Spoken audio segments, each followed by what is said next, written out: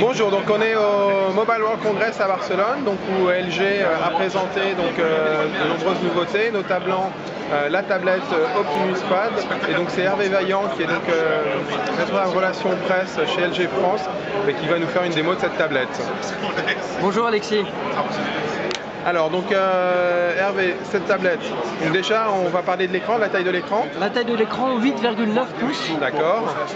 Donc c'est un compromis entre deux tailles on va dire. Absolument, c'est-à-dire qu'aujourd'hui par rapport aux deux tablettes leaders du marché, on est pile au milieu, on se situe entre les deux tailles de nos principaux concurrents. Bon, on va dire elle est entre la 7 pouces de la Samsung Galaxy Tab et 10 pouces de l'iPad. Exactement. Ok, d'accord. On va montrer un peu le design, aussi la tablette derrière. Alors en termes de design, on a une tablette qui est extrêmement fine, qui est extrêmement légère parce qu'elle fait 630 grammes, donc c'est extrêmement léger. On va avoir au dos de la tablette les deux caméras de 5 mégapixels qui vont permettre de faire de la captation en 3D. On va en reparler après. Il y avait aussi un flash. Absolument. LED. Tout à fait, le petit flash LED. Juste une chose, voilà, au niveau connectique.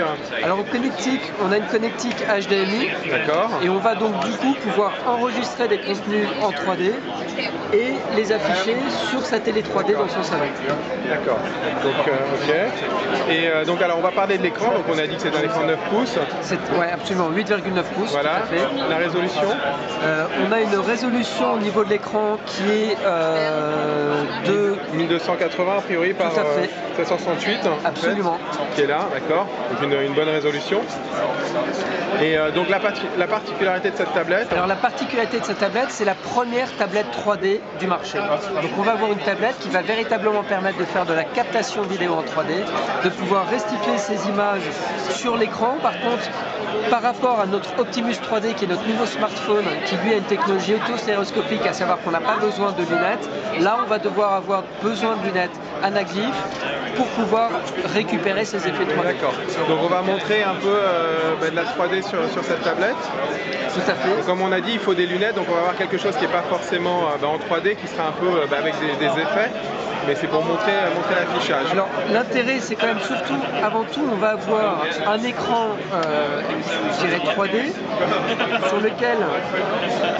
Donc là on est en train de filmer en 3D, c'est ça? Là je suis en train de filmer en direct, c'est compris en 3D. Voilà, donc on voit que les images sont un peu décalées en fait, un peu flou, parce qu'on n'a pas les lunettes. On n'a pas les lunettes et il y a deux caméras, donc les images sont effectivement... Voilà, et donc en fait si on veut regarder en 3D ce qu'on est en train de filmer en temps réel, il faut avoir les lunettes. Alors deux options, soit on a effectivement les lunettes pour regarder sur la tablette directement, ou alors on va connecter sa tablette avec un écran 3D qui soit passif ou actif et avec effectivement les lunettes qui sont fournies avec l'écran.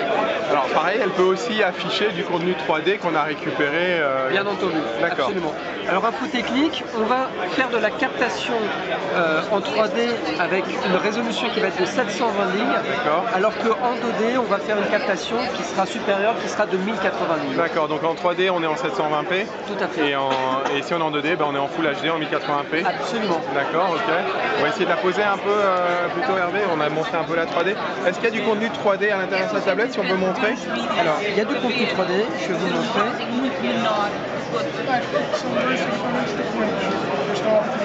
Alors juste à titre d'information technique, on va avoir...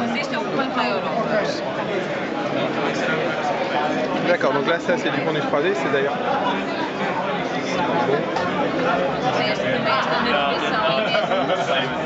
Hop. On va avoir ce contenu 3D.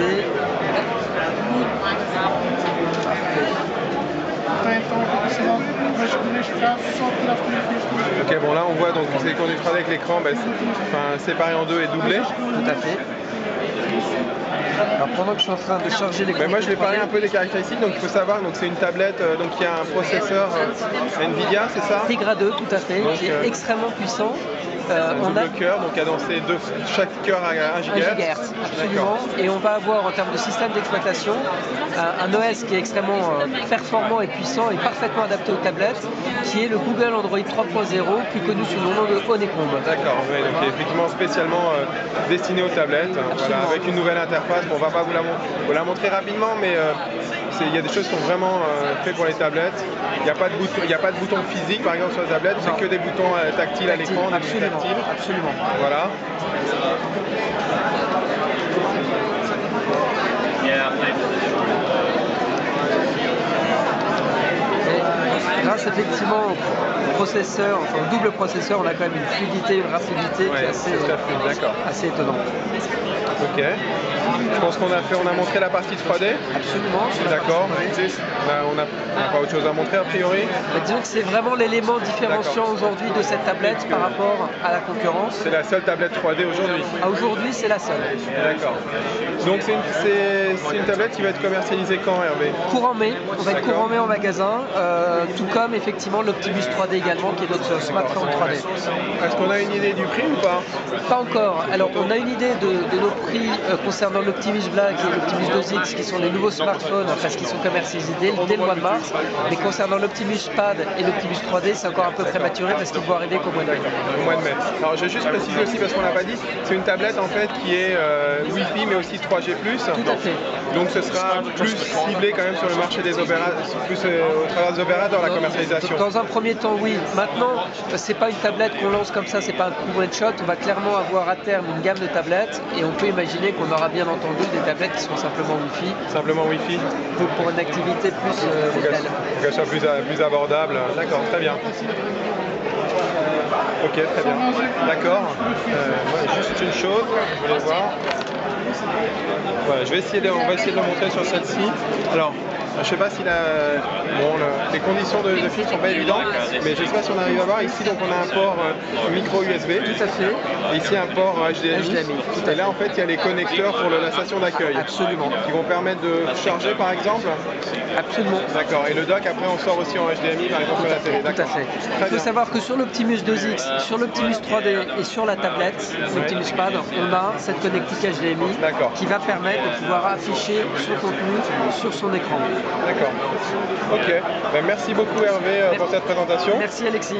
Et si vous voulez avoir plus d'infos sur cette tablette Optimus Pad, je vous invite à nous retrouver sur GPS & Go, www.gps.id.